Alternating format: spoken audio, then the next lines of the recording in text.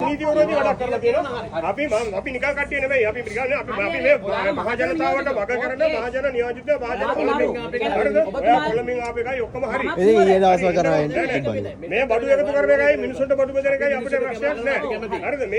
මේකට මහනුවර මහනගර සභාව භූමිය තුළ മന്ത്രിවරුත් දන්නේ නැතුව මේ මෙහෙම දෙයක් කවුද දන්නේ?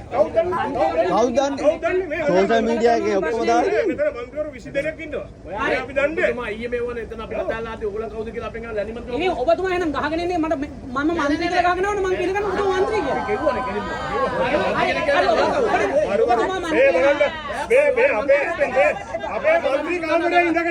අපේ മന്ത്രി කාමරේ ඉඳගෙන පිටත්තර පුද්ගලයෙක් අපිට අභියෝග කරනවා.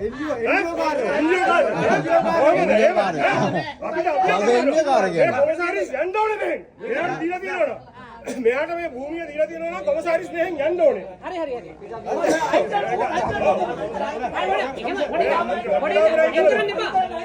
අයින් කරන්න එපා. ඇයි අයින් කරන්නේ? නෑ. අපි අයින් කරන්නේ.